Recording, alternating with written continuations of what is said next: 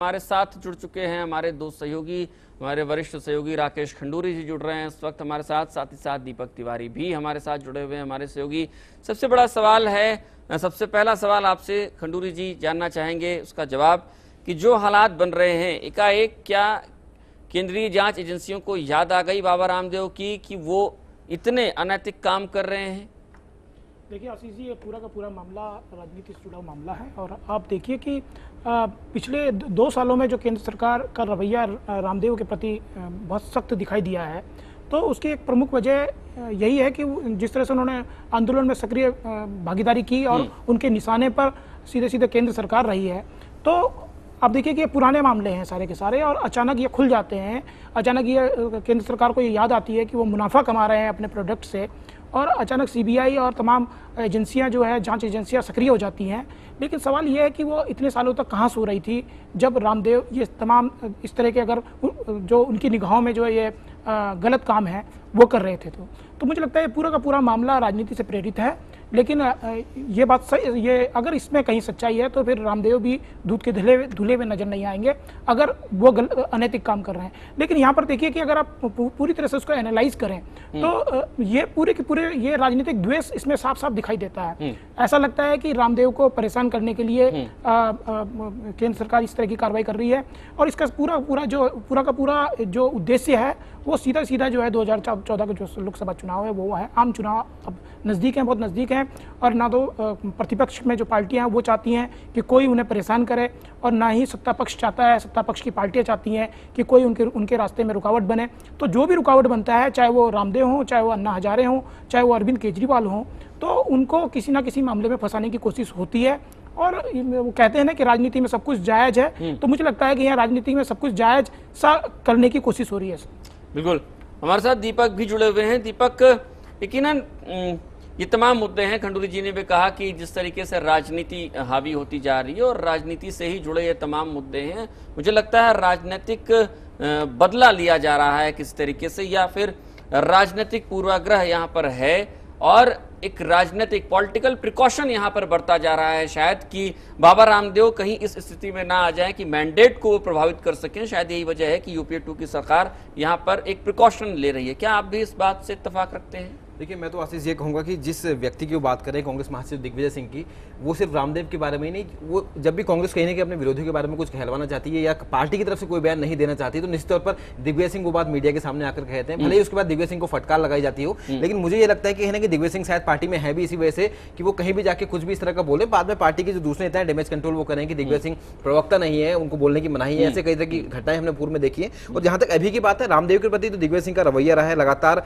हमले करते रहे रामदेव पर दिग्विजय सिंह। और उन्होंने, आपको याद होगा जब बालकृष्ण जेल में थे तो इंदौर में दिग्विजय सिंह ने एक बयान दिया था कि रामदेव अपने सहयोगी बालकृष्ण की हत्या तक करा सकते हैं इसका फायदा लेने के लिए, क्योंकि बालकृष्ण रामदेव को सारे राज जानते हैं। यानी कि इतनी बड़ी बात उन्होंने कही। और जहां तक रामदेव जो गुरु थे शंकरदेव, जो 2007 में लापता हो गए थे, उनकी हत्या तक का उन पर आरोप लगा। तो निश्चित तौर पर यह सिलसिला आज का नहीं है, बहुत पुराना है। और अब तो रामदेव ने एक तरीके से आर पार की लड़ाई का ऐलान कांग्रेस के खिलाफ कर ही दिया, मैं कहूंगा, क्योंकि जब अंबेडकर मैदान में दिल्ली के उन्होंने जब अपना अनशन खत्म किया था तो वहां पर साफ तौर पर उन्होंने आह्वान किया था अपने सभी समर्थकों से, सभी देशवासियों से कि कांग्रेस हटाओ, देश बचाओ, ये नारा उन्होंने दिया। यानी कि आर पार, ये देहरादून से ही कहते गए थे, और आर पार की लड़ाई का ऐलान उन्होंने साफ तौर पे कर दिया। तो निश्चित तौर पर ऐसी स्थिति में जब एक व्यक्ति अपने हजारों लाखों समर्थकों के सामने इस बात का ऐलान करता है सरकार के खिलाफ, वो भी ऐसे समय में जब 2014 का लोकसभा चुनाव बहुत दूर यहाँ पर नहीं है। और रामदेव की जहां तक बात है आशीष की, रामदेव कोई भी चीज कहे तो निश्चित तौर पर उसका असर तो होता ही है और खबरें भी बनती है।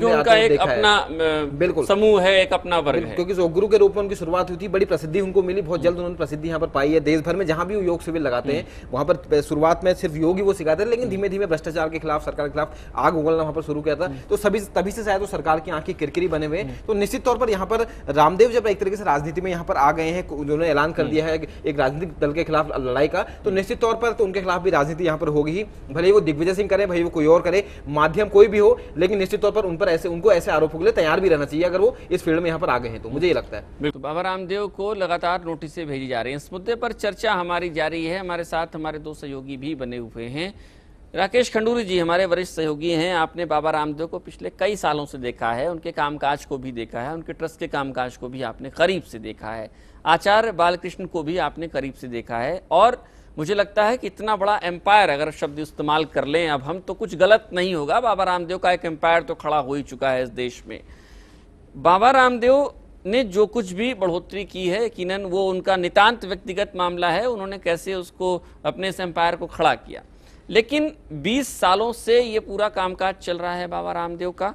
19 साल तक तमाम जांच एजेंसियां चुप रहती हैं, उनको कुछ भी गलत दिखाई नहीं देता है। लगभग 1 साल सवा साल का वक्त है, उसमें जांच एजेंसियों को सब कुछ काला काला दिखाई देता है। 100 नोटिसें, लगभग हर तीसरे दिन एक नोटिस बाबा रामदेव के घर पर पहुंच जाती है, उनके ऑफिस में पहुंच जाती है। यहां से 2 सवाल निकलते हैं। क्या अब तक जांच एजेंसियां चुप बैठी थी, या उन्होंने अपना काम भुला दिया था जानबूझ के, या फिर वो सब कुछ देख रही थी, चुप बैठी थी, या अब द्वेष की भावना से ही काम हो रहा है? किधर जाएं हम?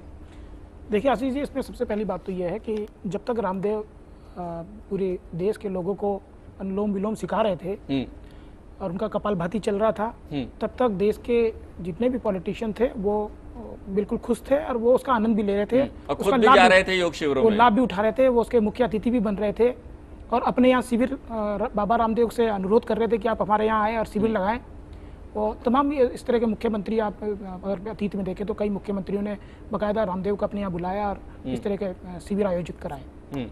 लेकिन जब रामदेव राजनीति पर सवाल उठाते हैं, जब वो सक्रिय राजनीति में आने के संकेत देते हैं, तो उन्हें अपना खतरा लगता है। क्योंकि देखिए, रामदेव, इस बात से कोई इनकार नहीं कर सकता कि रामदेव के पीछे बहुत बड़ा जन समुदाय है। उनका निश्चित तौर पर एक पॉलिटिकल जनाधार ना हो, लेकिन जो उनके अनुयायी हैं वो किसी एक, जैसे पॉलिटिशियन होता है उसके जैसे जनाधार होता है, तो रामदेव भी जनाधार वाले संत या बाबा कहे जा सकते हैं, योग गुरु कहे जा सकते हैं। शिष्य वर्ग उनका बड़ा निश्चित तौर पर, और उनकी राय के बहुत मायने हैं। वो निश्चित तौर पर किसी को अगर वो हरा नहीं सकते, तो वो भले ही वो अगर वो चुनाव में सक्रिय भागीदारी करें, वो किसी को जिता नहीं सकते, तो दूसरे आदमी को हराने की क्षमता उनमें हो सकती है। और जिस तरह से केंद्र सरकार की तरफ से लगातार उनको घेरने की कवायद शुरू हो गई है, तो वो देखिए, उसका बड़ा नेगेटिव मैसेज भी जाता है। ये बात सही है कि लोगों के लिए ये बात, लोगों के गले नहीं उतरते कि बाबा ने इतना पैसा कमाया, लेकिन लोगों के ये बात भी गलत नहीं उतरती है कि अचानक केंद्र सरकार को यह ख्याल कैसे आ गया कि बाबा ने सब कुछ ये गड़बड़ किया हुआ है। अब जहां तक आपका दूसरा सवाल है कि जांच एजेंसियां क्यों चुप बैठी रही, तो देखिए, जांच एजेंसियों के पास पहले भी पिछले 10 सालों से लगातार उनकी निगाहों में थे और उनके पास ये सारे तथ्य थे कि बाबा रामदेव ने अपना साम्राज्य कैसे बढ़ाया। देखिए, कोई उनके हाथ में कोई पारस का पत्थर नहीं लग गया कि उन्होंने उसको छुआ और वो सोना बन गया। वो निश्चित तौर पर ईमानदारी से, मैं नहीं मानता हूं कि वो पूरी की पूरी तरह ईमानदारी से खड़ा हुआ साम्राज्य है, लेकिन इस बात से भी इनकार नहीं किया जा सकता कि बाबा रामदेव ने उसमें बहुत परिश्रम किया, बहुत मेहनत की है। उन्होंने बहुत अपने उनके जो जितने भी जांच एजेंसियों तक रहे, जांच एजेंसियां चुप क्यों थी, क्या लगता है आप? देखिए, जांच एजेंसियां, आप देखिए कि ये बिल्कुल स्पष्ट है। आप पिछले 1.5-2 दशक का आप रिकॉर्ड देख लीजिए, सीबीआई और तमाम जांच एजेंसियों का, वो वही करती हैं जो उन्हें कहा जाता है। वो केंद्र सरकार के इशारे पर ही काम करती हैं और इसमें कोई शक नहीं है, कोई संदेह नहीं है कि वो एक केंद्र सरकार, जो केंद्र में जो सरकार होती है, चाहे वो भाजपा की सरकार हो, चाहे वो चाहे कांग्रेस की सरकार हो या वो गठबंधन की सरकार हो, वो कठपुतलियां, वो टूल्स की तरह काम करती हैं। वरना इतने सारे केसेस पेंडिंग हैं, उनकी जांच इतनी सक्रियता से क्यों नहीं होती है। और वो स्पेशली एक जो मसला जो एक करंट में रहता है, वो उसमें लग जाती है और पूरी तरह से पूरी जी जान से जुड़ जाती है और उसमें नए नए तथ्य लाकर लोगों को चौंकाती है। हमारे साथ दीपक भी बने हुए हैं। दीपक, खंडूरी जी कह रहे हैं कि कठपुतलियां हैं जांच एजेंसियां। आपसे भी इस पूरे मुद्दे पर प्रतिक्रिया चाहेंगे, क्योंकि जांच एजेंसियों का जो चेहरा हमारे सामने आया है पिछले कुछ दशकों में, खंडूरी जी भी इस बात से इत्तेफाक रख रहे हैं कि पिछले 1 दशक का अगर हम उठा लें तो हमें हर बार दिखा है कि जब बीजेपी की सरकार आती है तो बीजेपी की कठपुतली हो जाती है जांच एजेंसियां, और कांग्रेस की सरकार आती है तो कांग्रेस की कठपुतली हो जाती है। क्या कहेंगे आप? देखिए, निश्चित तौर पर जांच एजेंसियों की अगर बात करें तो उन पर सरकार का नियंत्रण उस पर रहता है, तो निश्चित तौर पर जल में रहकर मगर से बैर नहीं किया सकता। जो भी अधिकारी वहां पर काम करें, अगर वो वाकई में सरकार के खिलाफ काम करेंगे या ऐसा कोई काम करेंगे, तो निश्चित तौर पर उन पर भी इसकी गाज गिरेगी। इससे पहले हम देखते हैं कई बार, वहां की बात नहीं कर, राज्यों की जो एजेंसी होती है वहां पर हम लोग देखते हैं कि सरकार के खिलाफ या किसी जिस पार्टी की सरकार है उस पार्टी की सरकार के किसी नेता के खिलाफ भी कोई कार्रवाई होती है। छोटा सा एग्जाम्पल पुलिस का अगर हम ले लें, उसके पार्टी के नेता के खिलाफ पुलिस कोई कार्रवाई करती है तो उसका तबादला कर दिया जाता है या किसी ऐसी जगह भेज दिया जाता है जहां पर सजा माना जाता है कि वहां पर तबादला किया जाता सजा है। जहाँ तो पे जो कमाई चीज थोड़ी कम हो जाती है, इसलिए जो चीज नीचे लागू होती है वही चीज ऊपर जाके भी लागू होती है। तो निश्चित तौर पर जल पर रह के मगर से बैर तो नहीं किया सकता। और कहीं ना कहीं इस बात से हम लोग इनकार नहीं कर सकते, इस बात को नकार नहीं सकते कि जब सरकार का नियंत्रण उस पर है तो कहीं ना कहीं वो लोग कहीं ना कहीं उन पर घबराहट उस बात का रहता है, उनको डर रहता है कि वाकई में अगर उन्होंने कोई ऐसा काम कर दिया तो निश्चित तौर पर इसकी गाज उन पर गिर सकती है। और उसी चीज को यहाँ पर हम ले लेते हैं जहां तक सीबीआई की बात आती है कि सीबीआई का बहुत ज्यादा दुरुपयोग यहाँ पर होता है, या दूसरी जो बड़ी एजेंसियां हैं जो इन सारों मुद्दों पर निगाह रखती है उनका दुरुपयोग होता है। तो वाकई में कई मामले हमें ऐसे देखने को मिल जाएंगे, कई ऐसे नेता हैं जो लोग बड़े बड़े घोटालों में फंसे, पूर्व में जिनकी सरकार थी लेकिन जब वो लोग सत्ता से हट गए तो उन्हीं एजेंसियों ने उन्हीं नेताओं के खिलाफ कार्रवाई करी, बहुत तेजी से वो कार्रवाई करी, जिसका नतीजा यह है कि कई लोग, कई नेता, कई अधिकारी जेल की हवा भी खाई इसकी वजह से। तो निश्चित तौर पर हम जो उदाहरण हमें पूर्व में देखने में सामने आए हैं, इसका मतलब यही है कि निश्चित तौर पर एजेंसियां सरकार के नियंत्रण में ही काम करती है। हालांकि स्पष्ट रूप से हम लोग इसको नहीं कह सकते, लेकिन ऐसे उदाहरण हमें देखने को मिले तो इस बात से इंकार नहीं किया सकता। लेकिन ऐसे उदाहरण कम ही मिलते हैं कि जो पार्टी सत्ता में हो उसी पार्टी के नेता एजेंसियों के जरिए उन पर कोई आरोप लगे, क्यों? नहीं, अब देखिए ताजा मामला मैं इसमें जोड़ना चाहूंगा, जो कोयला घोटाला वाला मामला चल रहा है। हालांकि इसमें सीबीआई की जांच कर रही है, इसमें भाजपा का भी एक बयान आया है कि सीबीआई भले ही मामले की पूरी जांच कर रही है लेकिन सीबीआई निष्पक्ष तौर पर इस पूरे मामले की जांच नहीं करेगी। आज ही अरुण जेटली का यहाँ पर बयान आया था गोवा में जब उन्होंने प्रेस कॉन्फ्रेंस की थी, तो निश्चित तौर पर इससे पहले भी आरोप लगते रहे। लेकिन कोयला घोटाले वाले मामले में सीबीआई की जो भूमिका है, तो यहाँ पर जो विजय डड्डा है कांग्रेस के राज्यसभा सांसद, उनके कंपनी के खिलाफ मामला दर्ज किया सीबीआई ने। राजेंद्र डड्डा जो स्कूल शिक्षा मंत्री महाराष्ट्र की कांग्रेस सरकार में, उनके खिलाफ यहाँ पर मामला दर्ज हुआ है। लेकिन कई सारे सवाल पे भी अब आरोप लग रहे हैं, लगे। जो बात आपने कही वो कहीं ना कहीं यहाँ पर गलत साबित हुई, जो हम लोग चर्चा कर रहे हैं। लेकिन ये उदाहरण बहुत कम है, आपको नहीं लगता है उदाहरण बहुत कम है? नहीं, मुझे बिल्कुल वही लगता है कि बहुत लंबे समय बाद ऐसा उदाहरण हमें देखने को मिला है। लेकिन इसके पीछे कोई स्ट्रेटजी होगी, क्या हो सकती है, ये सबसे बड़ा सवाल है। क्योंकि अरविंद केजरीवाल ने जो बयान दिया था, आपको याद होगा कि जब सीबीआई के छापे मारे गए उन लोगों के वहां, उन नेताओं के वहां, उन मंत्रियों के वहां, तो उनको 2 घंटे पहले या कहे 2 दिन पहले ही उनको इन्फॉर्मेशन दे दी गई कि जरूरी जो भी उससे संबंधित दस्तावेज है उनको आप गायब कर दीजिए, छुपा दीजिए, कहीं ऐसा ना हो कि वो दस्तावेज वहां पर मिल जाए तो आप लंबी कार्रवाई के लपेटे में यहाँ पर आ जाए। तो इस तरह के आरोप भी लगे हैं, जब यानी कि वो कार्रवाई करती है तो भी आरोप लगते हैं, वो लोग कार्रवाई नहीं करती है तो भी आरोप लगते हैं। नहीं, लेकिन उनकी जो कहते हैं कि एक तरीके से उनका जो पूरा आउटकम है वो एकदम ब्लैकेट हो गया है, एकदम उस पर कालिख लग चुकी है, जो भी करेंगे उस पर निशान उठ ही जाते हैं, सवाल निशान लग जाता है, ऐसा नहीं लगता?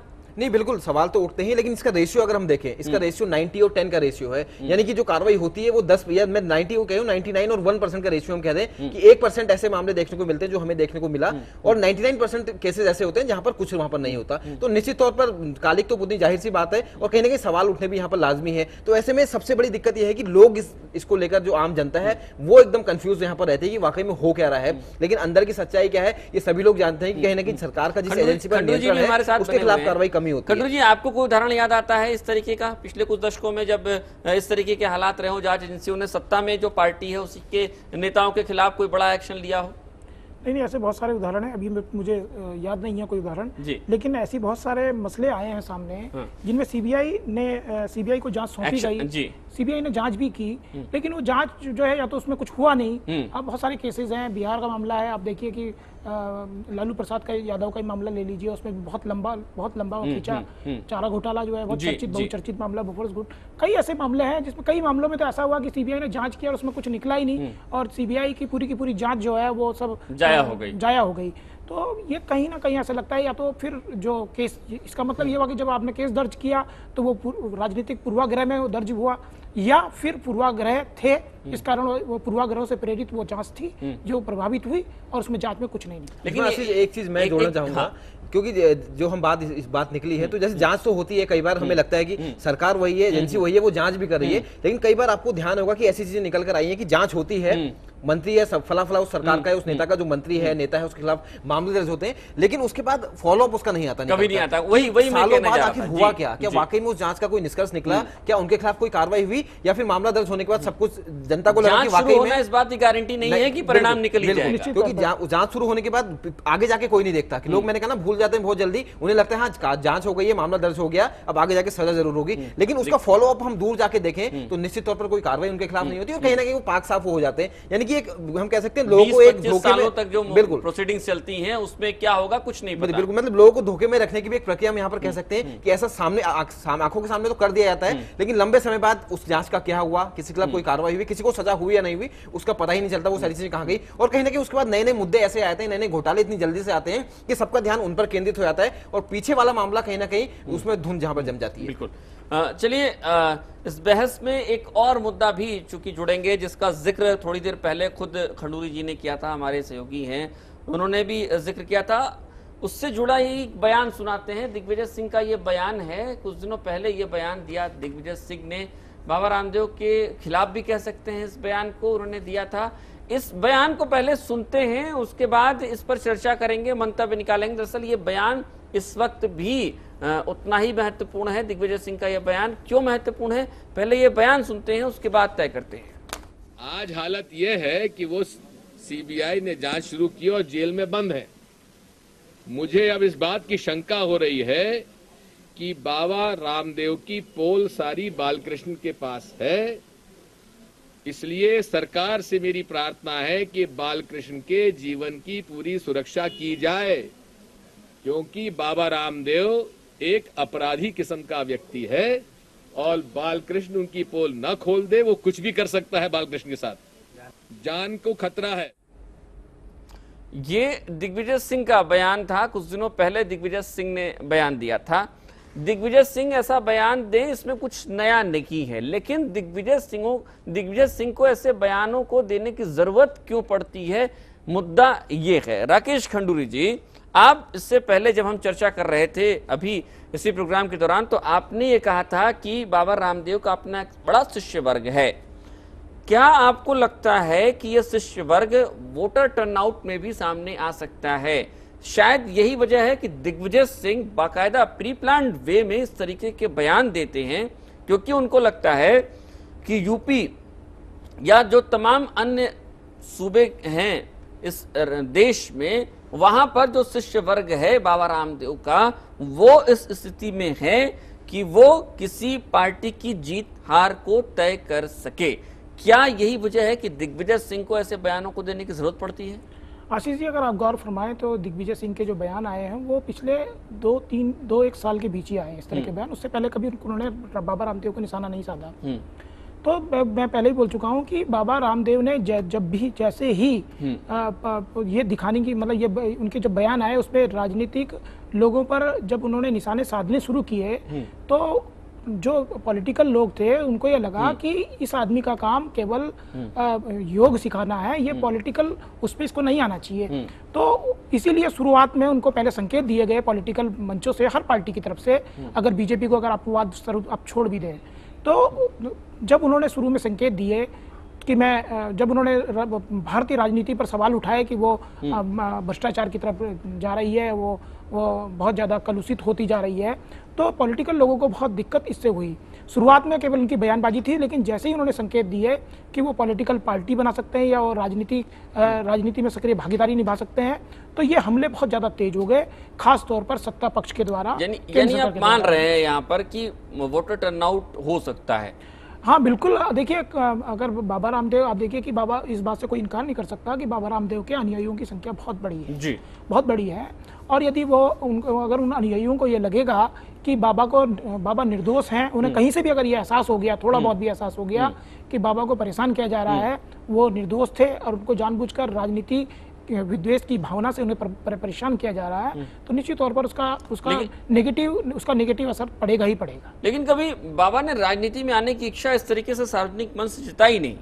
देखिए, बाबा के जो बयान है, बाबा की जो गतिविधियां हैं, बाबा का जो बॉडी लैंग्वेज है, और पूरी की पूरी आप देखिए तो वो कहीं ना कहीं कांग्रेस को ये लगता है कि वो अगर हमारा विरोध कर रहे हैं तो उससे लाभ भाजपा को मिल रहा है, संघ को मिल रहा है। तो कांग्रेस की बेचैनी की सबसे बड़ी वजह यही है कि बाबा रामदेव की जो भूमिका है वो पूरी की पूरी तरह वो जिस तरह से बीजेपी के पक्ष में दिखाई देती है उन्हें, तो वही उनकी सबसे बड़ी दिक्कत है। और आप देखिए कि बाबा रामदेव और भाजपा के बीच में जो तालमेल है, बहुत अच्छी टाइमिंग के साथ वो अब खेल रहे हैं।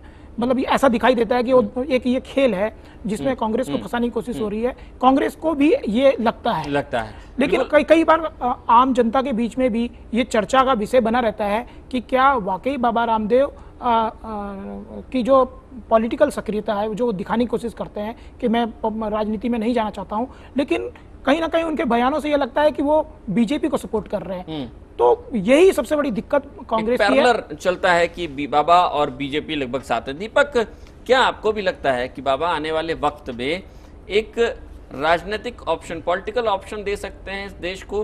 अरविंद केजरीवाल देने की कोशिश कर रहे हैं, हालांकि अन्ना हजारे उस पर थोड़े से उनका मन नहीं है इस पूरे मुद्दे को तूल देने का कि वो राजनीतिक पार्टी बनाए, लेकिन क्या बाबा रामदेव भी एक पॉलिटिकल ऑप्शन, राजनीतिक विकल्प देने की ओर बढ़ रहे हैं?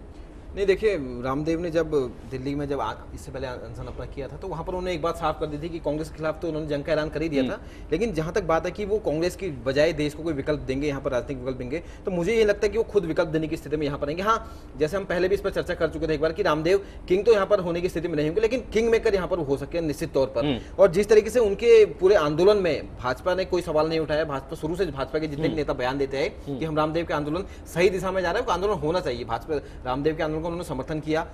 दूसरे कई दलों के नेता वहां पर पहुंचे थे, क्योंकि इससे पहले रामदेव अपने अनशन से पहले लगभग सभी यूपी और एनडीए के सभी घटक दलों से वहां पर वो मिले थे और उनसे समर्थन की उन्होंने मांग की थी। तो निश्चित तौर पर जिस दिन उन्होंने अपना अनशन खत्म किया था उससे एक दिन पहले जब उनके मंच पर सभी लोग पहुंचे तो एक बात तो साफ हो गई थी कि कहीं ना कहीं कांग्रेस को छोड़ के जो कई सारे ऐसे दल थे जो यूपीए के भी घटक दल थे, वो लोग भी वहां पर पहुंचे थे। वो लोग भी जानते हैं कि रामदेव का जनाधार काफी बड़ा है और रामदेव के साथ अगर वो खड़े होंगे तो निश्चित तौर पर भविष्य में इसका उनको फायदा मिलेगा ही, और कहीं ना कहीं राजनीतिक रूप से भी इसका उनका फायदा मिल सकता है। और शरद यादव का मुझे बयान याद आता है, जब शरद यादव उनके मंच पर पहुंचे थे तो उन्होंने मन से एक बात बोली थी कि रामदेव जो काम कर रहे हैं बहुत अच्छा कर रहे हैं, लेकिन रामदेव अगर ये सोचे कि वो किंग बन सकते हैं तो ऐसा नहीं होने देंगे, क्योंकि हम लोग इस राजनीति में कई सालों से अपने पूरा जीवन इस राजनीति में लगा दिया। रामदेव किंग मेकर जरूर हो सकते हैं, यानी कि उन्होंने इशारा कर दिया कि रामदेव अगर ऐसा सोच भी रहे हैं तो वो ऐसा ना सोचे, हाँ, लेकिन रामदेव किंग मेकर जरूर हो सकते हैं क्योंकि उनके साथ एक बड़ा वर्ग जुड़ा हुआ है। और अब जब एक पार्टी के खिलाफ उन्होंने अभियान शुरू कर दिया है तो लोग तो उनके साथ खड़े हैं ही हैं, तो ऐसी स्थिति में कहीं ना कहीं वोटर टर्नआउट वहां पर निकल कर आ सकता है। जो हम जो बात अभी आप इससे पहले कर रहे थे, तो निश्चित बाबा रामदेव किंग बनने की स्थिति में तो नहीं होंगे। मुझे भी ये लगता है कि बाबा रामदेव को भी शायद इस बात की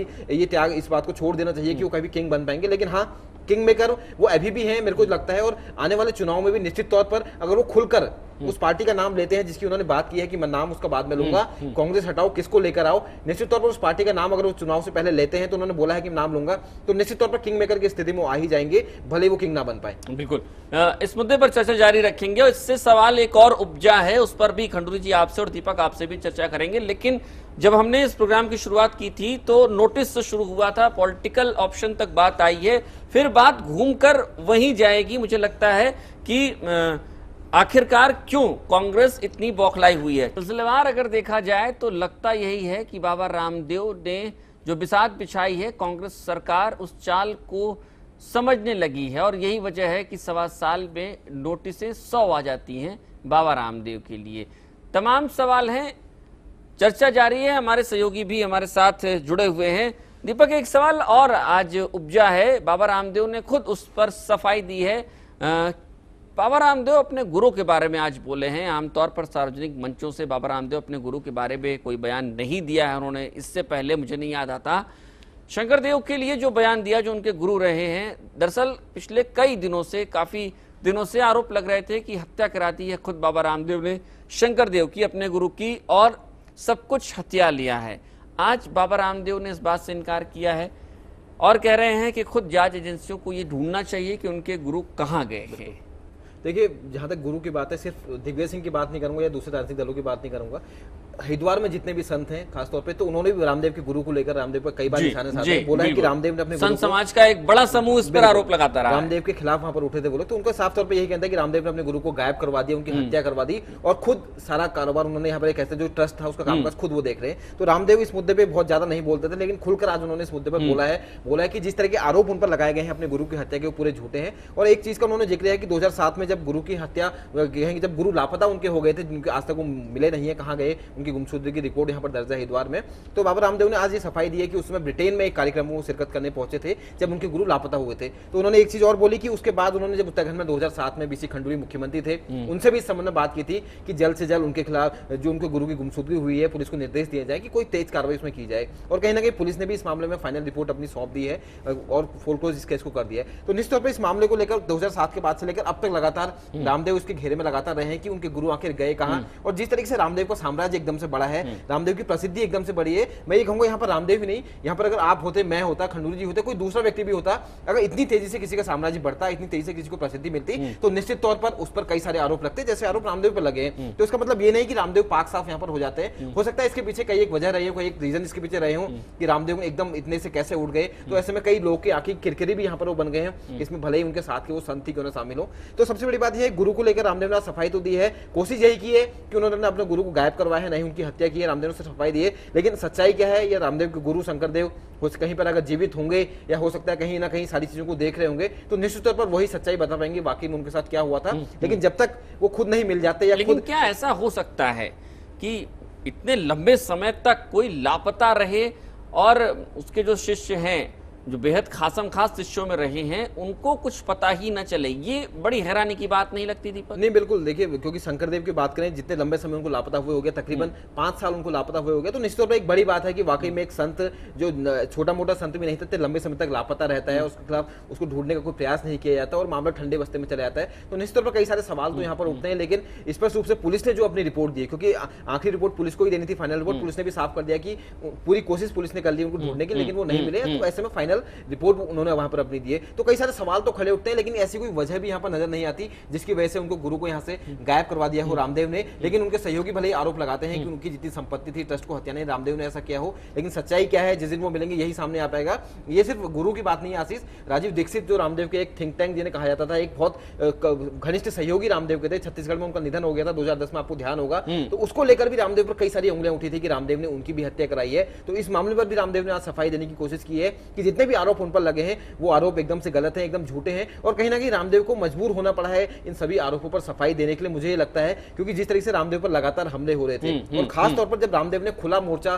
खोल दिया था केंद्र सरकार के खिलाफ, उसके बाद से ये हमले कुछ ज्यादा ही बढ़ गए थे। तो निश्चित तौर पर रामदेव पर कहीं ना कहीं दबाव था कि वो आकर अपनी सफाई दें, क्योंकि जो उनका बड़ा वर्ग समर्थन उनको समर्थन करता है, जो बड़ा वर्ग है, उनके मन में भी कई सारे सवाल उठ रहे थे कि आखिर रामदेव क्यों राजीव दीक्षित के मामले में चुप बैठे हैं, रामदेव क्यों शंकरदेव के मामले में चुप बैठे हैं, कोई बात बाहर आकर वो क्यों नहीं करते, क्या वाकई में उनका कोई इन्वॉल्वमेंट है इन दोनों, उनके गुरु के गायब होने में और राजीव दीक्षित की मौत होने में। तो निश्चित तौर पर रामदेव ने एक कोशिश ये की है, उनके समर्थक हैं जो उनके फॉलोवर हैं, उनकी शंका को समाप्त करने के लिए रामदेव शायद आज बाहर आए और उन्होंने निकलकर जमकर भड़ास यहाँ पर दिग्विजय सिंह के खिलाफ निकाली, सरकार के खिलाफ निकाली और इस बात को साफ किया कि उनका कोई हाथ यहाँ पर नहीं है। लेकिन सच्चाई क्या है, ये तो रामदेव के गुरु ही जानते होंगे, या रामदेव ही जानते होंगे, या फिर राजीव दीक्षित जिनका जो अब दुर्भाग्य से हैं जिनका निधन हो गया, तो वही जानते होंगे। लेकिन उनके जो फॉलोअर्स हैं उनमें कम से कम एक संदेश रामदेव ने देने की कोशिश की है कि वो पूरी तरह से पाक साफ। खंडूरी जी, आप भी इस पूरी चर्चा में शामिल हैं, आपसे भी जानना चाहेंगे कि क्या बाबा रामदेव, एक चीज और मुझे समझ में आती है, दीपक जैसा कह रहे थे, जब शंकरदेव लापता होते हैं उस वक्त उनका ट्रस्ट या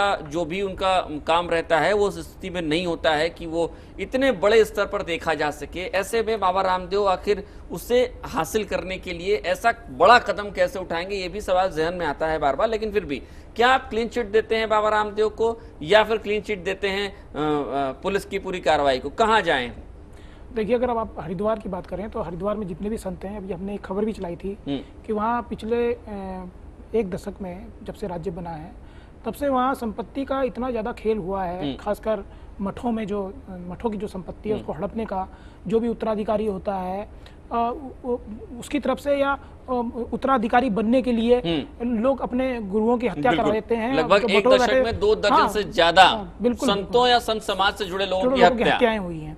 तो मैं क्लीन चिट देने की जहाँ तक बात है तो क्लीन चिट देने का तो मुझे कोई अधिकार भी नहीं है जी। और जिस तरह का रिकॉर्ड मैंने देखा है हरिद्वार में, जो हमने खबर भी चलाई थी एक नेटवर्क 10 में, तो मुझे लगता है कि ऐसी संभावना से इनकार नहीं किया जा सकता, ऐसा संभव है। लेकिन आप देखिए कि जो इतना बड़ा साम्राज्य बाबा रामदेव ने खड़ा किया है वो निश्चित तौर पर उनके परिश्रम का नतीजा है। उन्होंने अपने चाहे जैसे भी खड़ा किया, अपने, हाँ बिल्कुल, उनका उनकी अपनी मेहनत है, अपना परिश्रम है। और ये बात अब क्यों सामने आ रही है, ये बहुत बड़ी बात है। शंकरदेव की जो हत्या है वो की गुमशुदगी है, जब वो गायब हो गए थे, 2007 की घटना है और अब 5 साल हो गए हैं। 5 साल बाद दिग्विजय सिंह ये सवाल उठाते हैं कि भाई वो कहाँ गए। ये बात सही है कि साधु संत समाज जो है वो हरिद्वार में लगातार रामदेव पर निशाना साधता है, लेकिन संत समाज जो हरिद्वार का है वो बाबा रामदेव उनकी आंखों की किरकिरी है, क्योंकि वो एक समानांतर सत्ता है, पूरे संत समाज की एक समानांतर सत्ता की तरह उनका एक बहुत बड़ा साम्राज्य है और वो बोने नजर आते हैं सबके सब, तो वो उसमें कहीं ना कहीं एक विद्वेष की भावना, एक जलन की भावना हो सकती है। लेकिन जहाँ तक आपने कहा क्लीन चिट देने वाली बात, तो क्लीन चिट देने का तो कोई सवाल नहीं पैदा होता। बिल्कुल, यहाँ पर बड़ा सवाल है। दीपक, एक सवाल और, चूंकि ये मुद्दा बीच में आया और दिग्विजय सिंह का भी बयान हमने सुना, इसलिए इस पर चर्चा करनी जरूरी थी। ये बहुत संक्षेप में आपसे जानना चाहेंगे, वक्त की बंदिशें हैं, घूमकर हम फिर वहीं लौटते हैं। बाबा रामदेव के खिलाफ जो कुछ भी हो रहा है, मान ले कि एक राजनीतिक विद्वेष की लड़ाई यहाँ पर लड़ी जा रही है। नहीं, देखिए, जो चीज हमने पहले भी दिखाई थी, जो हमने एक रिपोर्ट अभी थोड़ी देर पहले दिखाई थी कि एक साल में उनको 100 नोटिस दिए जाते हैं, और जिस तरीके से बाबा रामदेव का भी एक बयान आया था कि 20 वर्षों से वो इस ट्रस्ट को चला रहे हैं, 20 वर्षों से वो सक्रिय हैं और लगातार सारी चीजें कर रहे हैं, लेकिन उन 20 सालों में उनके खिलाफ कोई कार्रवाई नहीं होती, उनको कोई नोटिस जारी नहीं किया जाता, लेकिन सिर्फ 1 या सवा साल में उनको 100 के करीब नोटिस जारी किए जाते हैं। तो निश्चित तौर पर इस पर एक सवाल तो यहाँ पर खड़ा उठता है कि वाकई में ऐसी क्या जरूरत आन पड़ी थी सरकार को, कि माना आप लोग पहले से भी वॉच कर रहे थे, जैसे खंडूरी जी ने बोला, लेकिन उससे पहले तक आपने कोई संज्ञान नहीं लिया किसी चीज का, कोई भी चीज आपकी आंखों में चुभी नहीं, लेकिन अचानक जब बाबा रामदेव भ्रष्टाचार के खिलाफ, सरकार के खिलाफ मोर्चा खोलते हैं, तो आप 100 नोटिस उनके खिलाफ जारी कर देते हैं। तो निश्चित तौर पर ये सवालों के घेरे में यहाँ पर वो एजेंसियां भी खड़ी होती हैं, सरकार भी खड़ी होती है कि इतने कम समय में आप 100 नोटिस जारी करते हैं, लेकिन उससे पहले 19 सालों में आपने एक भी नोटिस क्यों नहीं जारी किया। निश्चित तौर पर आशीष इस पर सवाल खड़े होते हैं, और निश्चित तौर पर जैसा रामदेव ने बोला, रामदेव अगर बोलते हैं वो सही है, वो सही कर रहे हैं, और उन्होंने इस बात को बोला भी कि हर चीज का वो जवाब देंगे, तो निश्चित तौर पर अगर रामदेव सही है, तो वो भले ही वो नोटिस 1 साल में आए हों, भले ही वो 20 साल में आए हों, उनको उसका जवाब देना चाहिए। जांच एजेंसी अपना काम कर रही है निश्चित तौर पर, और जहां तक हम इससे पहले पूरी चर्चा कर रहे थे कि जांच एजेंसी पर सरकार का दबाव रहता है, तो ये तो सभी को दिख रहा है कि सरकार यहाँ पर, सरकार के खिलाफ रामदेव ने मोर्चा खोला, जांच एजेंसियां कहीं ना कहीं उनके अंडर में है, जिन्होंने भी नोटिस जारी किए, तो निश्चित तौर पर यहाँ पर भी सवाल खड़े उठा हम लोग सकते हैं, या कहें सभी के मन में शंकाएं जरूर होंगी कि जब मोर्चा खोला तब ये नोटिस जारी क्यों किए गए। चलिए, बहुत बहुत शुक्रिया दीपक आपका हमारे साथ जुड़ने के लिए। राकेश खंडूरी जी, आप भी हमारे साथ चर्चा में शामिल हुए, बहुत बहुत शुक्रिया। यकीनन बाबा रामदेव ने आज मोर्चा जरूर खोला है, लेकिन बाबा रामदेव को मोर्चा खोलने की जरूरत क्यों पड़ी, ये भी हम लोग को समझना बेहद जरूरी है। दरअसल राजनीति के इस दलदल में जब भी कुछ इस तरीके की घटनाएं होती हैं, राजनीतिक विद्वेष की लड़ाई अपने आप शुरू हो ही जाती है। बाबा रामदेव के साथ भी लगता है कुछ ऐसा ही हो रहा है।